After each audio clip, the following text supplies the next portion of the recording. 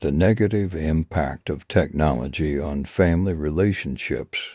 Since the advent of technology, family relationships have changed in both positive and negative ways.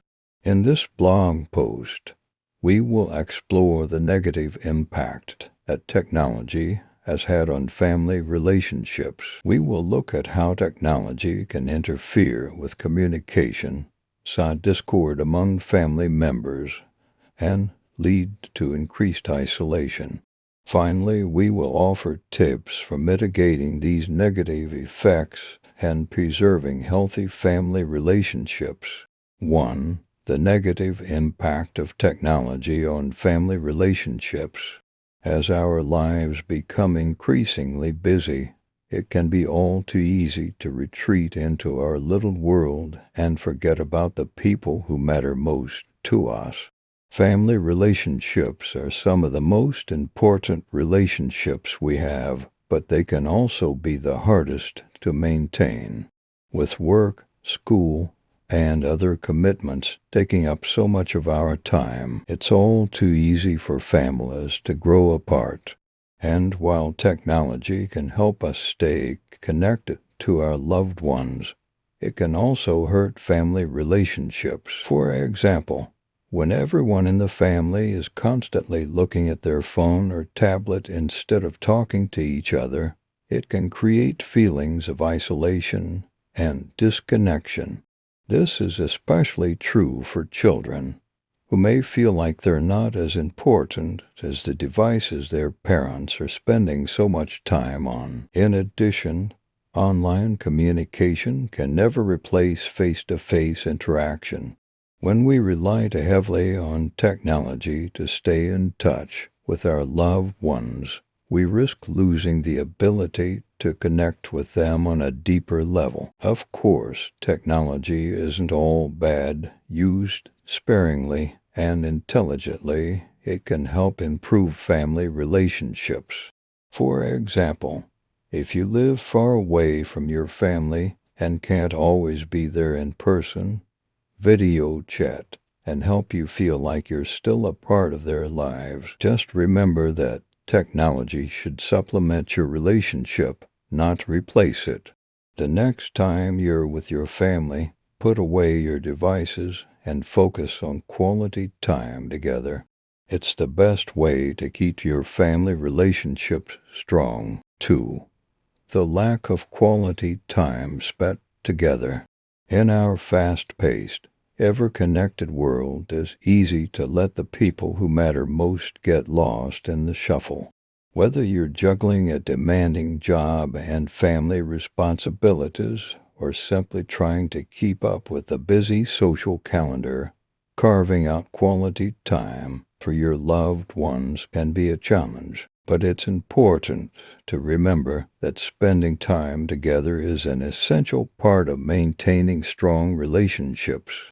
If you're finding it hard to make time for those closest to you, here are a few tips that might help. Schedule regular date nights or weekend outings with your partner.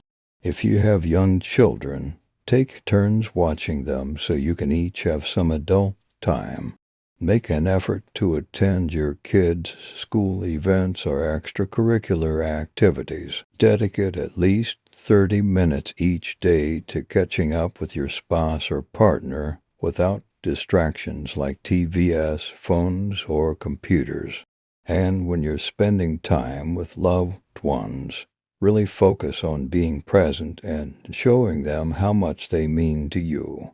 A little quality time can go a long way toward keeping your relationships strong. 3. The distraction from important conversations. In a world filled with constant distractions, it can be hard to have important conversations. Whether we're trying to have a conversation with our spouse about a serious issue, or we're trying to have a heart-to-heart with our child about their future, there always seems to be something pulling our attention away. One of the most common distractions during conversations is our phones.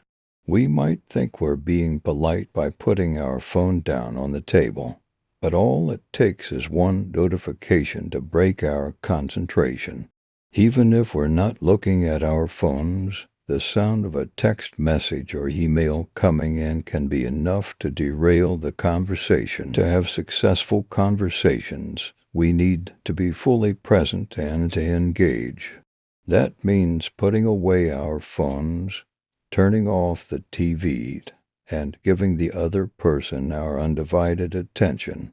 Only then can we hope to truly connect with them and have the type of conversation we need to have for the decrease in face-to-face interaction. In recent years, there has been a significant decrease in face-to-face interaction. This is due to a variety of factors, including the increased use of technology and the rise of social media. While there are some advantages to this trend, such as the ability to connect with people all over the world, there are also some disadvantages. One of the biggest disadvantages is that it can lead to a decline in communication skills. When people rely on text messages, email, and other forms of written communication, they often don't develop the same level of proficiency in verbal communication.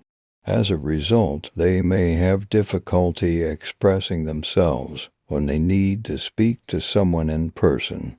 Another disadvantage of the decline in face-to-face interaction is that it can lead to feelings of isolation and loneliness. When people spend more time communicating electronically instead of in person, they may start to feel like they're not connecting with others. This can be especially true for introverts or people who live far from their families and friends. If you're worried about the decrease in face-to-face interaction, there are some things you can do to combat it. Make an effort to have regular dinners or coffee dates with friends and family. Join a club or group where you can interact with people in person regularly. And when you do use technology to communicate, make an effort to be as present as possible. Put down your phone and listen to what the other person is saying. To reduce the negative consequences of spending less time talking face-to-face, try making small changes like establishing and maintaining eye contact. 5. The influence of social media on how we view our families. Social media has had a profound effect on how we view our families. In the past, we might have only seen our immediate relatives daily. The extended family was often only seen on special occasions such as holidays and weddings. But thanks to social media, we now have a window into the lives of our extended family members daily. We can see what they are doing, where they are going, and how they are feeling. This constant connection can result in a greater understanding and appreciation for our extended family members. It can also lead to feelings of envy and competition as we compare our own lives to those of our relatives. Ultimately, social media has increased both closeness and tension within families. As we continue to use social media, it will be important to be aware of its impact on our relationships with our families. 6. The impact of technology on the development of relationships. Technology has had a major impact on the development of relationships. In the past, people often met their partners through friends, family, or at work. But with the rise of online dating, people are now meeting potential partners from all over the world. While this can be exciting and broaden our horizons, it can also lead to a disconnect between people.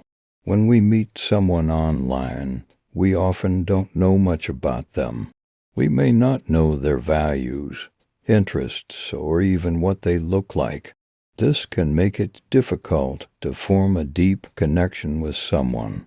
In addition, Technology can also make it easy for us to communicate with multiple people at the same time. We can be texting one person, emailing another, and talking to a third person on the phone.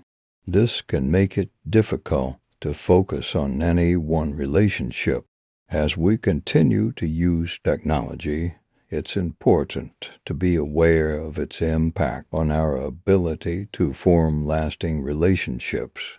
Conclusion: technology has had a major impact on the way we communicate with our families. While it can be a great way to stay connected, it can also lead to a decline in communication skills and feelings of isolation. It's important to be aware of the impact of technology on our relationships and make an effort to offset its negative effects. Ultimately, technology is neither good nor bad. It's how we use it that matters. Thanks for reading.